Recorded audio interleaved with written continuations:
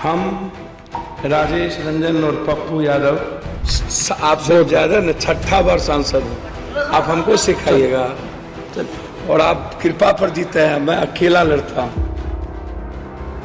आप अनुकंपा पर आते हैं, कृपा पर आते हैं और हम अपने दम पर जनता के आशीर्वाद से आते हैं। तो हमको आप मत सिखाइए। अब रुपौली में विधानसभा उपचुनाव हो रहा है, वहाँ किसको सपोर्ट कर देखिए, रहे हैं? राहुल गांधी के एक हमें तरफ वो तेजस्वी respect यादव, दे- एक तरफ पप्पू यादव, उन्होंने चुन लिया तेजस्वी यादव। नहीं, मैं नहीं मानता। मैं ना 3 में हूँ ना 13 में। संसद 7 स्टार होटल है, ये वो संसद नहीं है। ये 7 स्टार बना दिया है। 7 स्टार होटल हो सकता है, हाँ। गली अच्छा हो सकता है, लॉबी अच्छा हो सकता है। नई संसद पुरानी संसद में बढ़िया कौन? आसमान पताल का फर्क है। पुराना old is gold. Old is gold. और लोगों ने अभिमन्यु बनाना चाहा, पप्पू यादव ने अर्जुन बन के दिखा दिया। पूर्णिया लोकसभा सीट से चुनाव जीतकर संसद पहुंचे पप्पू यादव इस वक्त हमारे साथ हैं। बहुत स्वागत है आपका। बहुत दहाड़े हैं आप संसद में। मैं काहे का दहाड़ना, अब नेताओं की चमचागिरी और दलाली में लगा रहूं, ये तो देश की जनता हमसे उम्मीद नहीं करती और ना मेरे पूर्णिया की और ना बिहार की जनता उम्मीद करती है। हम उनकी आवाज़ बनने आए हैं, हम जय जयकारा करने नहीं आए। क्या बोल दिया था हम तेजन जी ने क्या बोल दिया था? कोई हर हर महादेव, हाँ। कोई अपने जात के भगवान का जयकारा, कोई अपने जात के भगवान का जयकारा।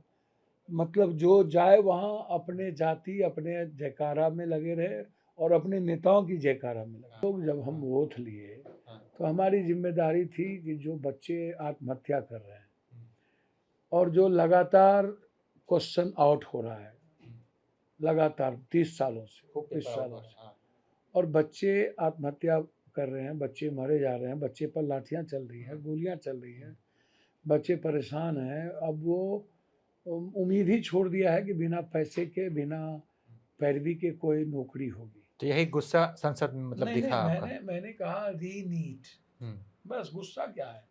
नहीं, आप कह रहे हैं कि हम तो आप जो है किसी कृपा से हम अपने दम पे आए। उसके पीछे कारण हो गया ना। हाँ। उन्होंने कहा रीनीट। हाँ। उन्होंने कहा रीनीट। हाँ। तो जब उन्होंने कहा रीनीट, हाँ, मैंने कहा, और आप लोग वहाँ 10-10 मिनट भगवान गणेश परिक्रमा कर रहे हो, नेताओं की परिक्रमा में लगे हो। अब मैंने यदि 2 शब्द जनता की आवाज़ बोल दी, विशेष राज रीनीट, तो आप हमको कानून नियम पढ़ाने लगे, ये प्लेटफॉर्म नहीं है। माने आपके लिए पूरा प्लेटफॉर्म है। जब आप नेताओं की चमचागिरी करो तो पूरा प्लेटफॉर्म है। जब आप नमो नवाय गणेशो नवाय का जब स्तुति करूं तो पूरा प्लेटफॉर्म है।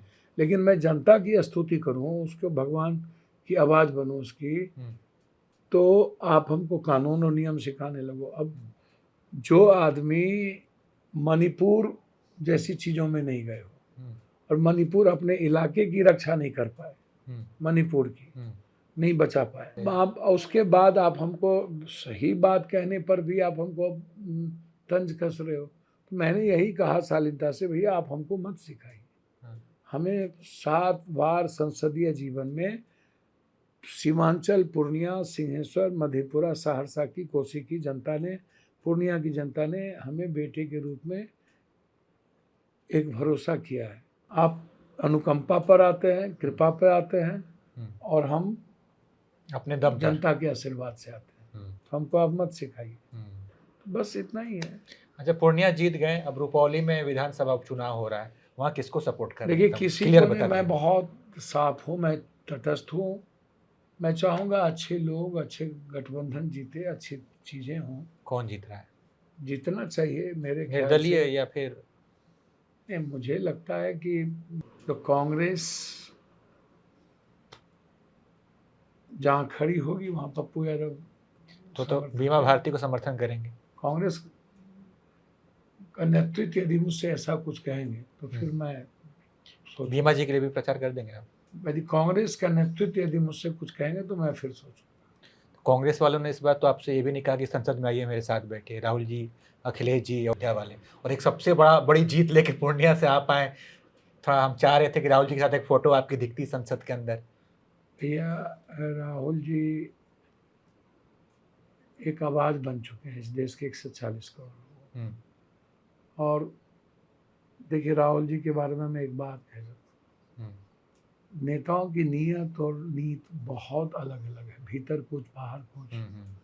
राहुल जी जिसने बहुत कुछ देखा, बड़े बड़े उतार चढ़ाव देखे, दादी का देखा, पिता का देखा, बड़े, अब कोई बोल दे तो अलग बात है। मैं राहुल जी की ठकुरसाहती नहीं करूँगा, लेकिन इतना जानता हूँ, सोनिया जी ने प्रधानमंत्री की कुर्सी ठुकराई, राहुल जी ने प्रधानमंत्री की कुर्सी छोड़ी, सेकेंड बार जब मनमोहन सिंह जी ने कहा, और उसके बाद जब देश के बच्चे और युवा 500 किलोमीटर, 5000 किलोमीटर, 5 किलोमीटर नहीं चल सकते हैं, वो 10,000 किलोमीटर। लेकिन राहुल गांधी के सामने एक उम्मीद दिख रहा है, एक सपना दिख रहा है। Pappu Yadav does not matter, नहीं मैटर तो करता है ना। मैं तो कह रहा हूँ राहुल गांधी के एक तरफ तेजस्वी यादव, एक तरफ पप्पू यादव, उन्होंने चुन लिया तेजस्वी यादव। नहीं, मैं नहीं मानता, सबको राइट है, वो स्वतंत्र है किसी को चुनने के लिए। मैं इतना जानता हूँ कि राहुल गांधी जी, मैं does not matter, Rahul Gandhi ji एक परिपक्व, मजबूत, एक आवाज़ देश का, पूरे देश की युवा, गरीब और महिलाएं, मजदूर राहुल गांधी पे भरोसा करते हैं। नहीं, तेजस्वी यादव को तवज्जो क्यों देते हैं आपसे ज़्यादा? देखिए, वो राहुल गांधी जी का अपना अधिकार है, अपना, उसके अधिकार में और उनकी स्वतंत्रता में मैं न तीर में हूँ न तेरह में हूँ। मैं इतना जानता हूँ कि राहुल गांधी जी का रेस्पेक्ट मेरे प्रति है। अच्छा। और मैं 6 बार सांसद हूँ, जनता की मर्जी से, किसी की मर्जी से नहीं। तो संसदीय जीवन में हमें जो जगह मिलना चाहिए जनता ने दिया है, और नियमता हम अपनी बात रखने के लिए मेरा उचित प्लेटफॉर्म है। मैं लोकसभा स्पीकर से, अब ओम बिरला जी स्पीकर बन गया है, कैसा रहा इनका? ठीक है भैया, स्पीकर बनने के बाद उस चेयर का रेस्पेक्ट है। वो चेयर सम्मान, स्वाभिमान और अभिमान का प्रतीक है। चेयर तो ठीक है, ओम बिरला कैसे लगते हैं आपको नॉर्मली व्यक्तिगत? और संसदीय जीवन की जो लोकतांत्रिक परंपरा है, मूल्य है, नैतिकता है, वो बहुत बड़ी बात है। कैसे आदमी है ओम बिरला? देखिए, मैं व्यक्तिगत तौर पर बहुत नहीं जानता हूँ, लोकसभा में मेरे साथ रहे हैं। मृदुभाषी होनी चाहिए, हंसते रहते हैं, सरल और विनम्र होना चाहिए, और मैं अपेक्षा रखूँगा विकास की बातों पर ही हम उनसे ज़्यादा उम्मीद करेंगे। अनर्गल चर्चा ना हो। नहीं, कोई मुझको लगता है कि आज जो चर्चा हुई वो सकारात्मक और रचनात्मक नहीं थी, वो प्रगतिशील सोच की भी नहीं थी। ठीक है। और ये तब तो अघोषित इमरजेंसी की भी बात आ जाएगी, तब तो अरविंद केजरीवाल के साथ जो हो रहा है वो भी बात आ जाएगी, तब तो इतनी सरकार को आप गिराए वो भी बात आ जाएगी, तब तो 5 जज ने जो बात कही वही भी बात आ जाएगी। नहीं हो सकता। आप जो है सो बड़े यंग लग रहे हैं, संसद में लंबे समय बाद थोड़े पहुंचे हैं, बाल कलर लग रहा है, अच्छा है, सब कोई सवाल ही नहीं उठता। संसद कैसा लगा इस बार? मैं हमेशा, हमारी विचारधारा यंग होनी चाहिए, संसद का हमारे माहौल कैसा जीने लगा का तरीका, लोगों की मदद करने और सेवा करने का तरीका यंग होना चाहिए। संसद 7 स्टार होटल है, ये वो संसद नहीं है। ये 7 स्टार बना दिया है। ये 7 स्टार होटल हो सकता है, गली अच्छा हो सकता है, लॉबी अच्छा हो सकता है। नई संसद पुरानी संसद में बढ़िया कौन? आसमान पताल का फर्क है। पुराना old is gold, old is gold. और मुझे लगता है कि महात्मा गांधी की तस्वीर हटाना वहाँ से, अम्बेडकर की तस्वीर हटाना, ये सही नहीं, ये गलत है। ये ऐसी चीज़ों को, इस बार संसद में आप ये सब मुद्दा उठाएंगे कि तस्वीर हटा दिया आपने? मेरी जब भी कोई चर्चा होगी तो मैं संदर्भ में जरूर रखूँगा। संविधान की रक्षा हो, हर जाति के अधिकार और उसके विचारों का अधिकार का रक्षा हो, हर धर्म मजहब को जीने का स्वतंत्रता मिले, डर ना हो किसी के भीतर। विधानसभा चुनाव में आप किस तरफ रहेंगे? तेजस्वी यादव को सपोर्ट करेंगे? भैया देखिए, अभी तो ना 3 में ना 13 में कांग्रेस क्या निर्णय लेती है, कांग्रेस के नेतृत्व क्या सोचती है, अब किस निर्णय का इंतजार कर रहे हैं? जब निर्णय लेना था, आपका साथ देना था, चलिए तब ना, तो साथ दिया नहीं वो होगा। वक्त बताएगा। पेशेंस रखना आवश्यक है, बहुत पेशेंस है। धैर्य का फल नहीं मिल रहा लेकिन देखिए ना, पार्टी की तरफ से। देखिए ना, अब तो जो होना होगा होगा। पेशेंस तो रखना ही चाहिए और हमेशा प्रतिक्रिया देना उचित नहीं है। जी। मैं समझता हूँ कि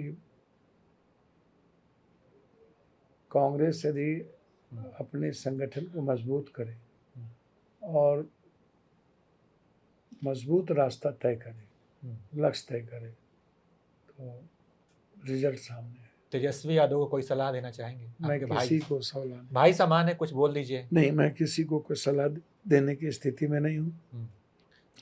वो उनके पापा मम्मी सीएम रहे हैं, वो 2 बार डिप्टी सीएम रहे हैं। ना उनको किन्हीं की सलाह की ज़रूरत है, ना मैं कोई सलाह देने की औकात रखता हूँ। मेरी हैसियत भी नहीं है तेजस्वी जी के सामने। वो बहुत बड़े लोग हैं, इसीलिए। वो तो विधायक हैं, अब आप सांसद हैं, आप तो बड़े हो गए हैसियत। वो क्या, वो मंत्री डिप्टी सीएम भी तो रहे हैं।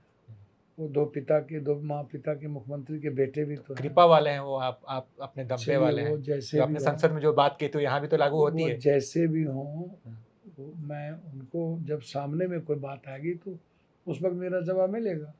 यहाँ तो किरण रिजिजू साहब ने कही तो मैंने जवाब दिया। जब वैसी बात आएगी तो फिर मैं देखूंगा। अभी तो मैं चुनाव में तो हमने देखे बहुत षड्यंत्र हुए, लेकिन आपने कुछ नहीं बोला। षड्यंत्र होता रहता है, चलता रहता है। लोगों ने अभिमन्यु बनाना चाहा, पप्पू यादव ने अर्जुन बन के दिखा दिया। मैं अर्जुन हूँ, अर्जुन था, अर्जुन रहूँगा। अच्छा, कुछ लोग कहते हैं, आप अपने आप को कहते हैं कि मैं सर्व समाज का नेता हूँ। आपके साथ यादव, ब्राह्मण, भूमिहार, आप भारतीय मानते हैं कि हमारे साथ भारत है। कुछ लोग अपने आप को जातिवादी बनाए, हम यादव के नेता हैं, हम राजपूतों के नेता हैं। मुझे कोई लेना देना नहीं है भैया। सभी जात के यूथ पागल थे, सभी जात का गरीब पागल था, सभी कास्ट की महिलाएं पागल थी। और मेरे लिए कभी भी कास्ट क्रीड नहीं रहा। यादव से ज़्यादा दूसरे जात के लोगों ने हमें बहुत लाइक किया, बहुत ज़्यादा सम्मान दिया, बहुत प्यार दिया। ख़ास तौर पर गरीब कमज़ोर तबके के लोग, इन लोगों ने जितना प्यार दिया उतना तो मुझे कोई प्यार दे ही नहीं सकता, सवाल ही नहीं उठता। और राजनीति के लिए कास्ट करना पड़े, कहीं बैकवर्ड कहीं फॉरवर्ड, फॉरवर्ड एक हो गया है, बैकवर्ड एक हो जाओ, फिर जहाँ फॉरवर्ड को टिकट देंगे तो फॉरवर्ड को दिए हैं।